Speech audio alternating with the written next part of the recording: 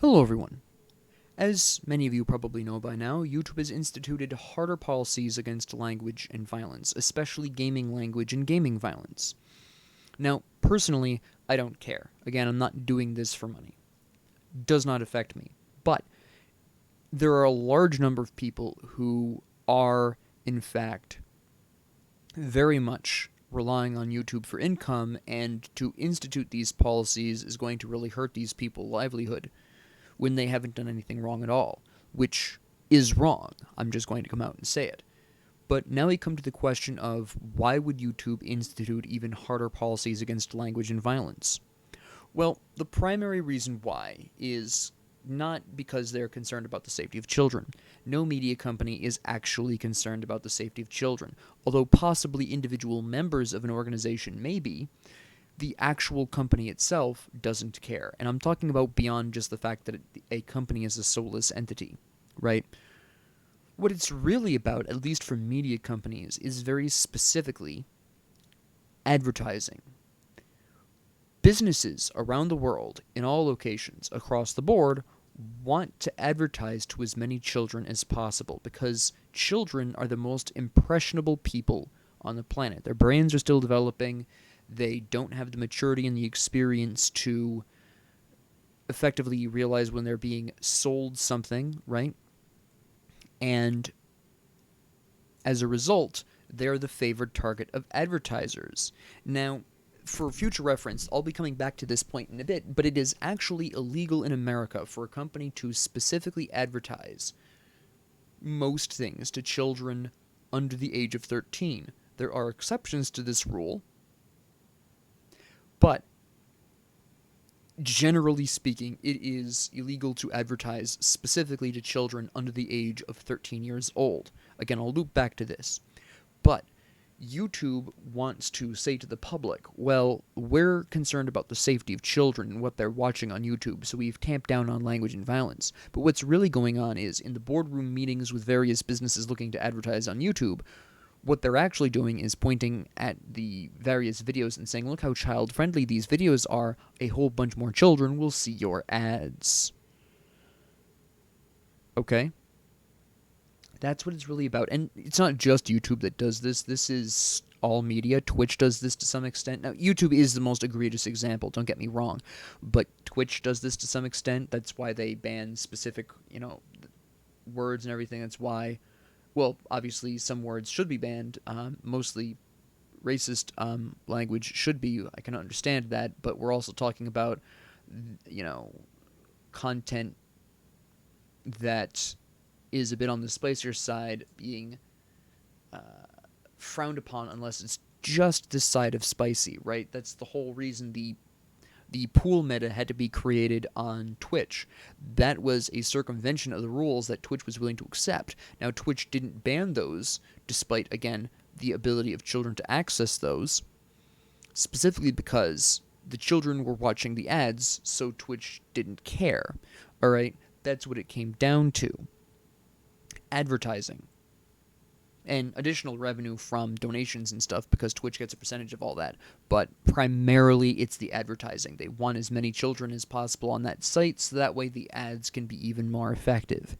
All right, and television and radio have been doing this for the longest time, right? How often have you seen total, complete, uncensored language on any broadcast television show? Very rare. They bleep it out, right? They'll even bleep it out in movies that were fine with swearing in theaters. Now, why is this? Well, it comes back to something that Bo Burnham described really effectively in an interview he had one time. I don't remember the interview off the top of my head, but he mentioned that it was very interesting where children of today don't need to go through their parents anymore to consume content. Because back throughout the entirety of the 1900s, from 1900 to 1999, parents were in control of most, if not all, of the media that children consumed, depending on the situation. For example, in the home, the parents had control of the TV remote, not the child. Same thing with the radio dial back when there was radio. The parents were the ones in control of the radio, not the child. The only way a child would be able to see a movie in a movie theater that was intended for adult audiences would be to directly lie to their parents about what movie they were going to go see, bumming the money off of their parents usually, and then wandering off and going and watching the movie. There is also the possibility, theoretically, that a child could waltz into a library and pick out books on more adult subjects. Now, when I say adult subjects and adult content, I do not necessarily mean anything sexual. That is not necessarily what I'm saying here. There's plenty of movies and books with just adult themes, adult conversations, like things about, for example, there could be a graphic torture scene, as an example, right? Things like that. Or just really sensitive topics. For example, let me see if I can think of something without necessarily, say, for example, something regarding, like, here's a really good example. What is that movie called? I think it's 13 is the name of the movie. 7, I'm sorry, not 13. I'm thinking of a different movie. 7. The movie 7 is not exactly the kind of movie that, if I were a parent, I would want my child watching. Not only is it fairly grotesque in its depictions of death, but it also is talking about a lot of very heavy, serious subjects that a child wouldn't completely understand, but what they would be getting wouldn't be very happy, right? As an example. However, for the most part, such books and movies were not widely known or as easily accessible to children, right? Children wouldn't generally know of the film Seven, right? If there were books with adult or mature themes, children wouldn't necessarily know about them, right? But, as Bo Burnham pointed out, this is no longer the case. Now, every child from the age of, I'm going to be optimistic here, but we all know it's actually worse than this. Every child from the age of 7 years old and on has a computer in the palm of their hand now, all the time. Or at least easily accessible. Alright? So, let me throw out an example of how a child could discover adult content with their phone. Well, child goes on to Twitter, which I'm pretty sure has age limit of 13 or 14. Let me check that really quick. 13, yep. 13 and up. Interesting coincidence with the law. But anyways, so Twitter has a 13 and up theoretic age rating. And children can go on there and be bombarded with two different things. First off, ads. Alright, that is, again, not accidental.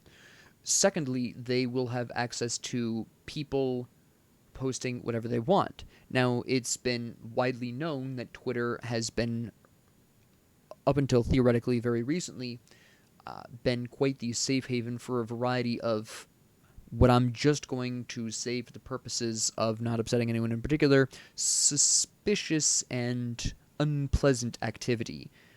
Particularly in regards to children. However, even not looking at those more extreme examples, since they wouldn't be recommended to children in theory, we're still giving children, with the Twitter app specifically, access to people complaining about very adult problems in their lives. And why does that matter, right? These are just adults complaining about things like their job, or the economy, or their relationships, or whatever, right? But you also have to understand that these are full-grown adults complaining about very adult problems. Even if they're rather mundane adult problems, there are still complaints about adult problems. And now, children are seeing all of these complaints about the future, right?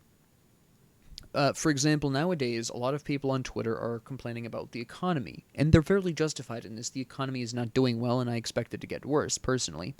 But consider the standpoint, if assuming you are over the age of 18, Assume the standpoint of a child, a 13, 14-year-old child who may not necessarily fully understand what the economy is, but they understand it has to do with jobs, because a lot of people connect the job market with the economy, and they understand that in the future, if the economy doesn't improve, they're going to have a really rough time in their near future, right? And that's going to be very upsetting. And also all these complaints about relationships, making children far more aware of relationships and ideas associated with them than they should be at that age. Keep in mind, for example, that it is not unusual these days for a 13, 14-year-old, or possibly even younger, to have what they describe as a, quote, serious relationship with people they met at school. I shiver to think of what they're defining as a serious relationship, and you might think that the child wouldn't necessarily know what a serious relationship is, but given that children can literally see people have conversations about serious relationships on Twitter, and they happen all the time, it's one of the favorite subjects of people on Twitter and on social media in general. Yeah, they absolutely could know the details of what a serious relationship is, thereby warping potentially their idea of a serious relationship, or what kind of relationship they should be having at that age. Something that no one really wants to talk about, because the implications here, I admit, are very uncomfortable. I'm not going to go into detail on these, but I'm sure you're drawing your own conclusions, as I typically do whenever I hear some 13-year-old brag about the fact that they're in a serious relationship, and I'm like, I'd rather not know the details, thank you. But I'm not a parent, right? If my child came out and said they had a serious relationship with someone from school, I would want to know more details. What do they mean by a serious relationship? What's going on behind the scenes that maybe I should be knowing about, right? Anyways, moving away from the unpleasant implications of children dating each other at 13 and 14, which didn't happen in my day. Keep in mind, I'm 30-ish, right? And certainly didn't happen in the previous generation's day, right? At least not nearly as commonly. Moving on from that, this is also forcing children to grapple with serious adult topics, again, such as the economy, such as relationships, and often more stuff, and they're basically being forced into adult concepts and ideas from a very young age. One thing we all know and agree on is that children, I can't say we all know and agree on, but what is widely known and discussed is the increasing rates of depression in children in primarily first world countries. Notably, most of these children have access to the internet. Now, what I think is a major contributing factor that literally no one that I have ever heard talk about is that children being forced to grapple with these adult topics are now basically forced into this world where where they're considering their future far earlier, and that future is grim right now. So of course they understand at least the grimness of their prospects, and they're going to get depressed, right? If life is tough now, there's, at least theoretically from the standpoint of the usual child, right, the classic depiction of a child, if life is tough now, at least there's always the hope that it'll get better in the future. Take away that hope, and what do you have? Nothing. If a child is having a hard time now and doesn't expect their future to be any better due to the conversations they're seeing on Twitter and other social media, it's a little wonder that they're getting depressed, right? Now, additionally, on top of this, they can discover a whole lot of media that isn't intended for children that they can find. Now, this isn't necessarily anybody in particular's fault. This isn't Twitter's fault. This isn't necessarily even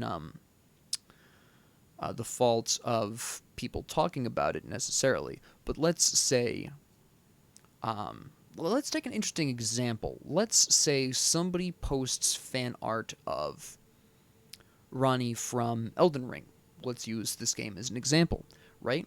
Now, even I haven't needed to look up Ronnie art to know that Rule 34 exists, right?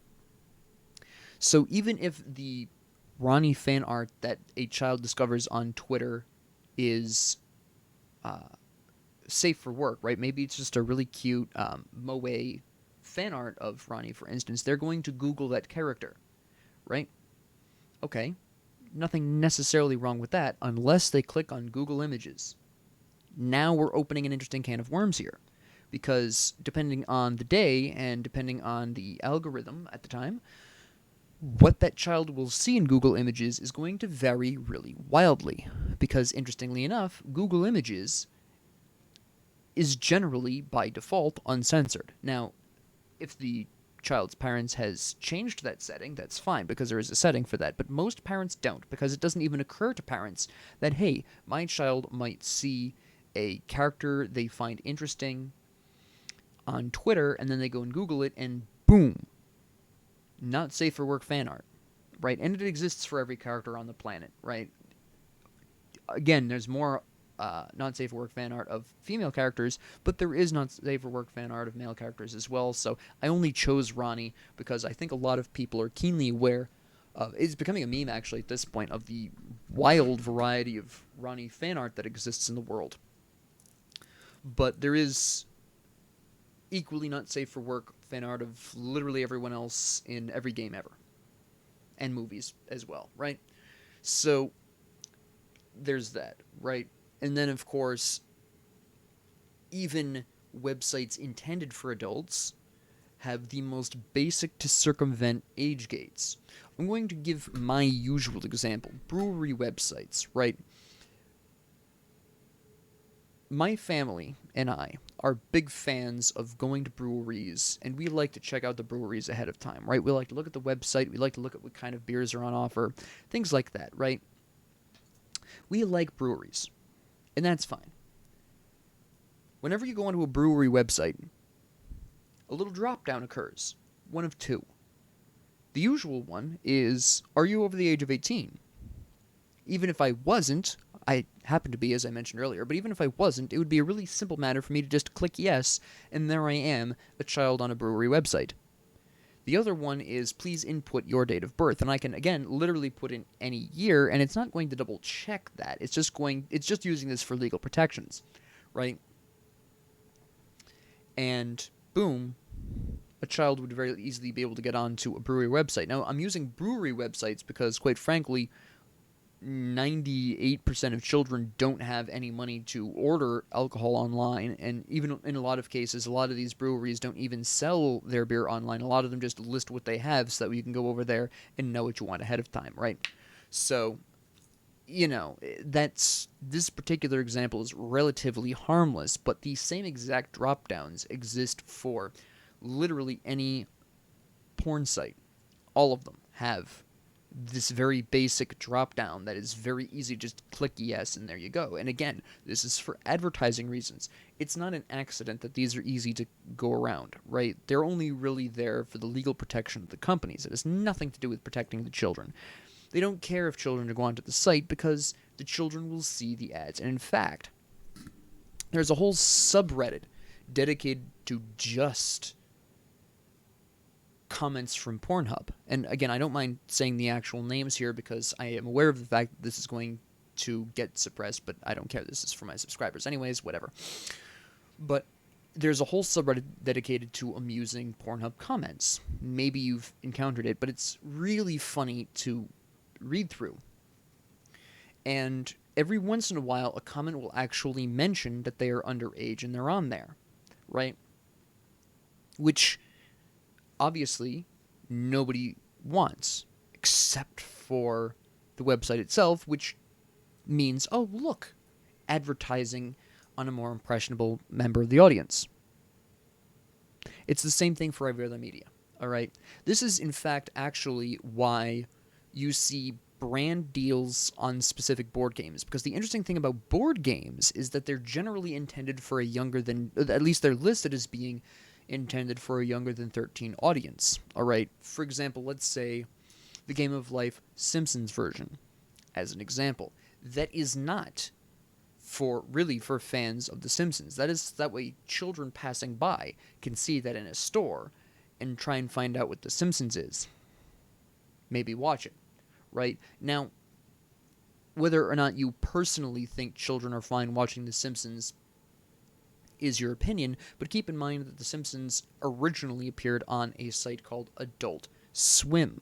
Adult Swim. It wasn't, at least at the beginning, it was not intended for child audiences. It was talking about things concerning adults and maturity and things that adults generally go through. Yes, to some extent, some of those lessons could also apply to children, but for the most part, that intended audience was adults. But they can advertise The Simpsons show to children by doing brand deals with board games, which then are sold theoretically with the intention of ages 8 or 10 and up. It really depends on the board game. Right? That is very specifically why these brand deal board games exist. It is absolutely not for the fans of the show, although they're the ones actually buying them. It is primarily as basically free advertisement on store shelves. Right? Because, fun fact, those board games are insanely cheap to produce. Fun fact. But it is also very interesting to note that even in more and more games that exist intended for 13 and up is advertising. Roblox, for example, is theoretically, again, according to its age rating, 13 and up. Right? In theory.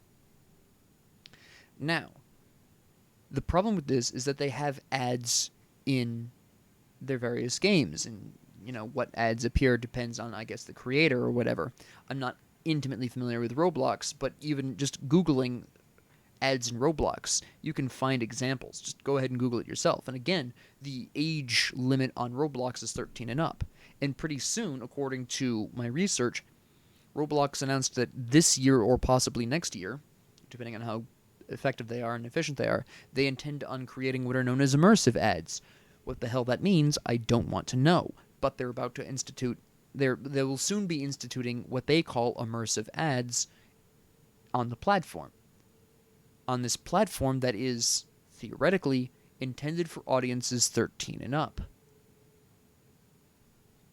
Right? And the same thing exists for a lot of games as a service as well, right? Their games are advertised as being 13 and up, and here we are. TikTok is got an age rating of 13 and up. Not a coincidence. Finally, because there's more. You can really see this as well on television, right? Take a car commercial. The body of the commercial is, here's this car, here's its safety rating, here's its, gas mileage, here's all the awards we claim it won, and here's how we'll help you afford this car because we know you can't afford the car normally. All that is intended for the adult audience. And when they refer to the car, let's take a random example, right? If I said, the Soul, would you know what car I'm talking about? Maybe, maybe not. You might recognize it if I said the Kia Soul. We don't refer to cars, generally speaking, as just the car model. We usually go brand car model. Right? Well, despite having this habit, every single car commercial still either uses a loud noise or crescendos the music and then blasts their logo on a blank screen at the end of the commercial. The crescendoing of the music or the loud noise, depending on the commercial, is not intended for the adult audience, nor is the blasting of the logo. That is intended, the loud noise / crescendoing music is intended to draw the attention of children. The logo appears, and the child remembers the logo. The intention here is for the child down the road, if they see that enough times, will have the brand image locked into their head, ingrained in their memory, and that's the car they will be buying when they go for a car in a few years. That is the intention there. That is the intention for most companies trying to advertise to children. They don't actually want the children to buy these things in most cases. There are the exception of children's toys, which they are going to try to sell to children for their, to try to get their parents to buy them for the children. But for most companies, obviously children don't have the money. They just want the child to remember the brand in perpetuity, so that way when they go to make a purchase of whatever that type of product is, that brand will be ingrained in their memory and will therefore feel more familiar and more likely to be chosen by the individual. To go back to cars, how many people do you know of in your life who only buy one specific brand of car? You probably know a couple, right? I know I do. They'll only buy one specific brand of car. That isn't accidental. Either they watched a particularly large number of commercials for a specific brand when they were children, or a relative who owned a vehicle of that brand either really praised it and recommended it, and the child maybe rode in the vehicle a whole bunch of times and was really impressed as well, and that's, the brand the child sticks with. That is sort of indirect advertising of basically by a happy customer, but same effect. And that's not something the company intends. It's just something that just happens, right? But the car commercials are intentional, all right? This is why most ads end with the logo of the brand right afterwards. Sometimes at the company itself, it really depends on if it's a separate brand or whatever, right? While there are a couple of commercials that circumvent this, most do this. This is also a big reason why music is often instituted into most ads, particularly people trying to make their ads really memorable to, again, children. Let me ask you this. If I were to ask you the theme song of a show you watched even 4 months ago, would you be able to hum the entire tune from memory? Unless you're musically inclined or a music professional, the answer is probably not. But if I asked you to hum the theme tune of your favorite show as a child, yes, exactly. Children will remember songs a whole lot better, right? Why do you think there's such little catchy ditties as, for example, Safe Light Repairs, Safe Light Replace? I'm not going to actually sing it, but because that would be caught as music. But if I just quote it, that's a different story. But right, as I said that, you had the little jingle going on, right? Or a catchphrase, like it never even happened. You know exactly what brand I'm talking about, right? Right then and there. I don't even have to say what brand that is. Like it never even happened. If you're in my age range, you know exactly what company that is. All right? And as well as you might remember some of these, children remember them even better. Okay? Again, the point of having those specific phrases. Again, the adult audience remembering these is a happy coincidence and the stated goal, but the secret behind the scenes goal is, hey, if we make something real catchy, children will remember it for the rest of their lives if they see it often enough, and will be the chosen brand every time. Right? This is why in a lot of alcohol commercials that show up on TV, they don't use music too often. Some do, I'll give you that, but most don't. For example, the Corona beers don't generally use music. They usually have this beach backdrop. They've got people on the beach, they're drinking Coronas, and somebody's ranting in a voiceover about how cool it is to drink Coronas, and etc., right? As an example.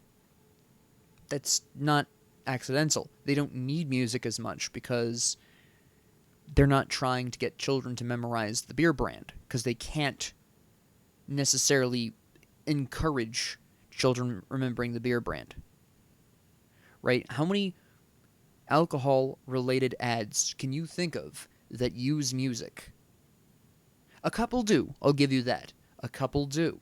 But they're usually themed around the beer, and that is actually intended for adults to remember. Right? But for literally every other kind of ad, music is extremely common, or the commercial is out of control zany, in effort to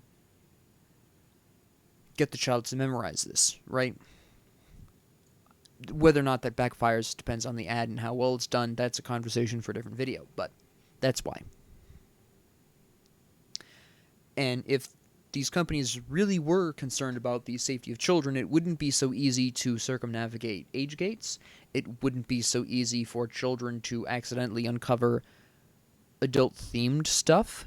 Again, not even talking about such things as graphic language or nudity or whatever. I'm just talking about regular old adult conversations about adult things that the child is going to see, right? That a child 30 years ago would never have seen because they didn't have smartphones, right? And one final note before I kind of close this topic. children are the favorite audience of suspect um,